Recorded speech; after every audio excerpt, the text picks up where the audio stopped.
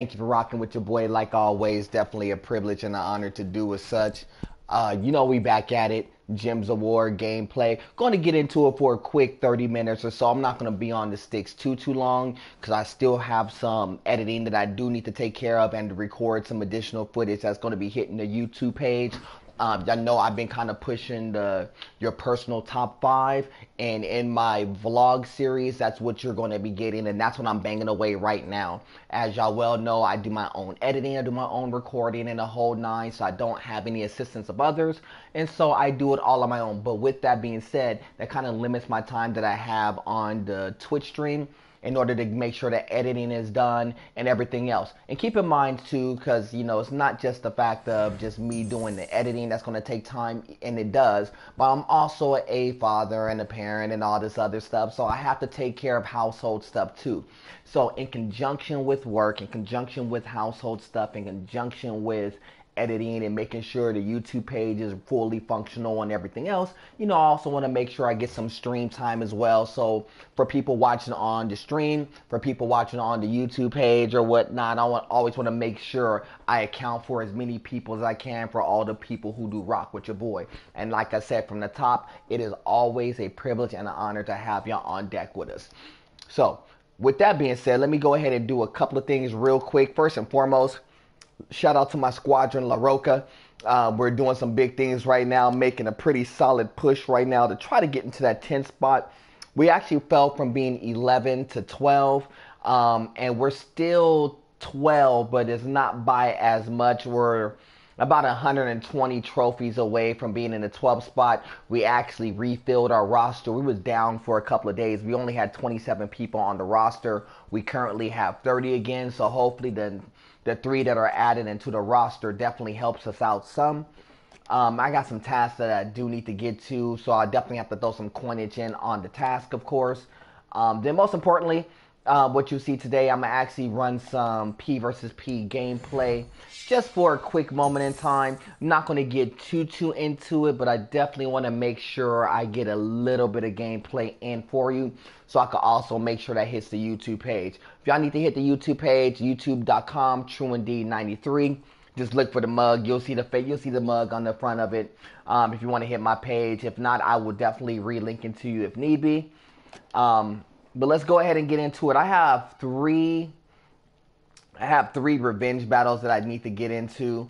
And one of the things that I've been doing as of late, as far as like revenge battles is concerned, or just like battles in general, when you're going on the P versus P side of things, I'm actually starting to scout. At first, I used to not scout and not worry about it, just play it blind and see what happens as far as like how I match up just blindly against opponents.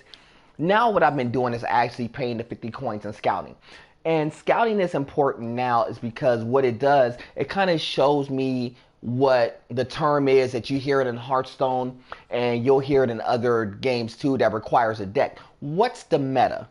And when you're talking about the meta, what you're talking about is the deck that you're playing against and the type of cards that you've been seeing on a consistent basis. And that meta changes all the time.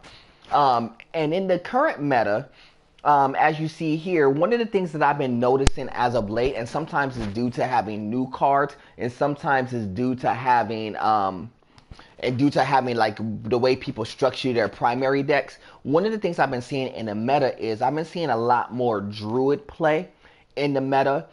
And the thing about the meta is it's very important because when you're trying to see what's on the side, like who you're playing against, it actually kind of gives you an idea of what deck you should work with. Now, the importance of knowing what deck to work with comes down to this. You got to figure out what's going to balance against an opponent's deck, because sometimes if you know what opponent is working with, you could kind of balance up and figure out, okay, I could kind of run this deck, or at least try to run this deck against an opponent's deck. And that's all about learning the meta, like the cards that you're seeing more consistently. And that's really important when you're playing a game like this.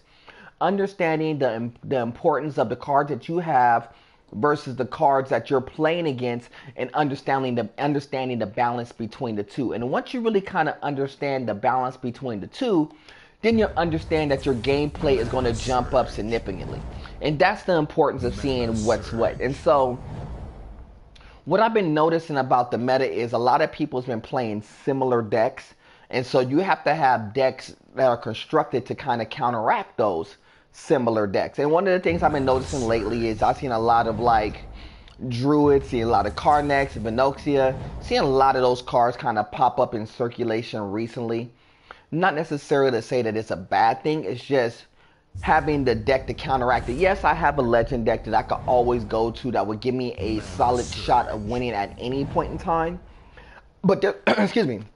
But there's always other decks that could definitely help your cause too, and maybe be a better suited deck that may not be legend laden. You know, it may be a deck that's maybe not as heavy on the legends, but maybe a little bit more tactical to kind of counteract certain cards and certain decks that you're running against too, and that's important.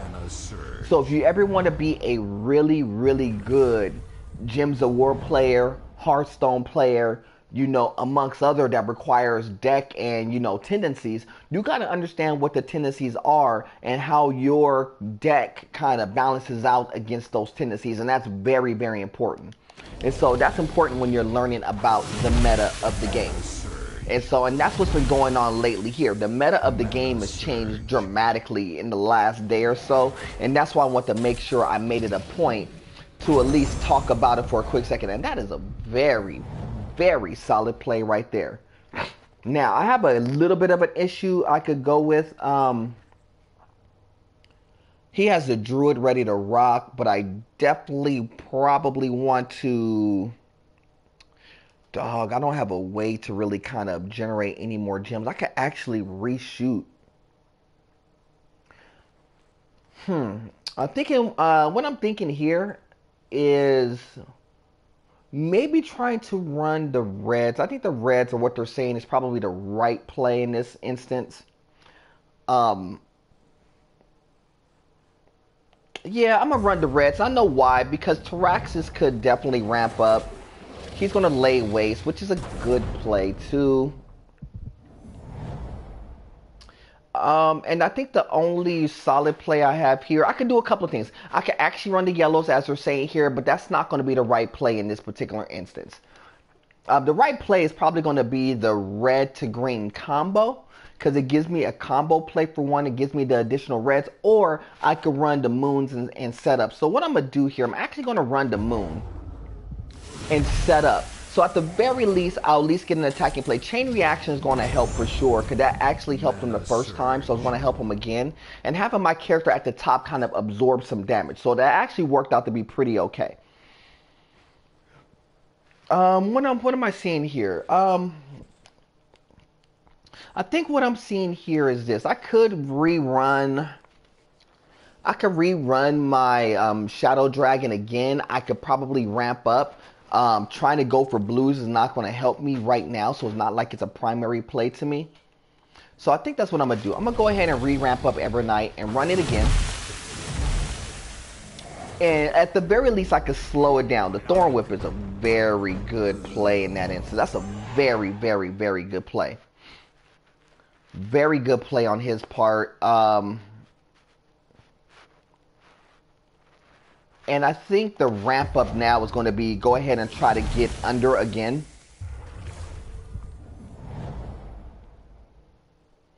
I think I'm going to try to go under again. I'm trying to hit him low. And what I mean by hitting him low is like hitting him for true damage. So I think if I can hit him for true damage again, I think that would help out immensely. Here's going to be the play. The play is going to be the red here. And it's going to give me a free play. And with that free play, gave me a secondary free play right off top. So now I could run my Shadow Dragon again, knowing that he's not going to be able to get an attack. Or I could set up and prepare for my Lady Saphira and make that play. Now, setting up for the Lady Saphira is kind of tricky because it actually would put him in position to take a hit. So I can't really do it in this instance. Here's a third option, and the third option may work out well too, provided the drop doesn't mess me up, is set up Jarl. So what I'm going to do here, I'm going to set up Jarl in this instance because he doesn't have a play set up just yet, and this kind of works out pretty okay. Now, with this setup, I could do one of a few things. One, I'm going to go ahead and take these blues here and reset up this. So it actually changes up the direction that I could go in. Now, I could use Jarl to hit the Traxxas on the end and do that and go in that direction. I could run the Shadow Dragon and take another swipe at it and maybe slow them down on the bottom end. But I do have a third play in which the third play is right. Take the reds first.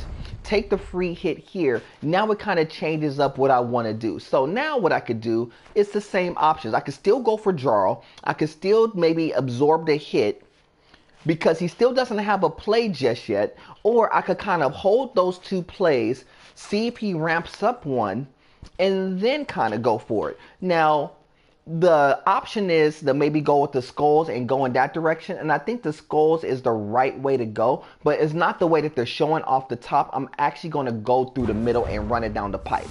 Now, running down the pipe, still set him up so he could get this hit, which is not a horrible decision here. Now, what I could do here is I could probably set up Lady Saphira now, or I could run Jarl. I think what I'm going to do here is I'm going to run Jarl in this instance. And the reason why I'm going to run Jarl, because I want to see if I could maybe set up some yellows in play and get back to even status. Mana surge. So the yellows didn't set up the way I wanted them to, but it's not horrible because he's just now getting ready to play. Now, here's the beauty of this play here. I could set this play up here to now get my Lady Saphira enacted. So even if I lose my Shadow Dragon, which there's a very solid possibility that I will, I'm going to be able to get the special off. Lady Saphira will take out the next person in sequence. I should get out one of the two in this play point. Or I could flip these two around and take my chances and flip the yellow and the red around. I could do that too. But I'm not going to. What I'm going to do is actually just run the Ebonite, take my chances, and it works out. So it takes out the top play. Now he cannot make a play. So that kind of worked out really well where he can't make a play. I still have control. I could still run the reds if I want to. But now I could run red and moons behind one another and then take out the next play subsequent to it. So that's going to be the play. He's going to be able to get the play off, and oh, he didn't take it. Well, he did. He kind of got lucky on the drop. That's not a horrible play on his behalf because he actually got play. He still has advantage, not by much, because I'm going to get even status right now, and I'm going to get a mana surge. So now I have my Jarl and my Lady Saphira in tow. Because he has his special rate ready, what I'm going to do here is actually run the Blood Thief effect right now, take him out of play. He could run his Druid at this point, or he could hit the Skulls, which I'm thinking he's going to hit the Skulls first, give himself a chance. I, in turn, am going to do this. I'm going to run Jarl with hopes that the red is going to pop right back.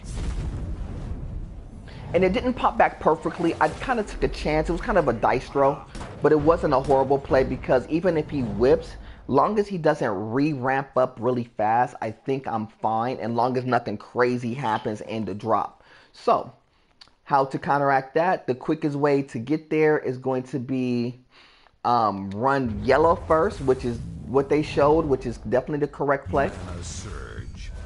Nothing on top, that's not a problem. I'm going to go ahead and run setup for Jarl, and setup for Jarl is going to come right here. No worry about the drop. He's going to get a drop here. I'm going to actually change the sequence here. I'm going to get a free hit and change the sequence up. Mana surge. So he still only has 6 to work with, which is pretty fine at the moment, I believe. I could combo play. I think the combo play, the right combo play, will probably be... Oh, no. The right combo play is going to be here. It's going to be in the green. Green to red gives me the green-red 4 combo. Takes away the green so he can't get it. Gives me the free red. The other play is going to be the yellow. That's exactly what they're showing, the yellow-red combo, which looks good too. So I'm going to run that yellow-red combo. So he's down to 4.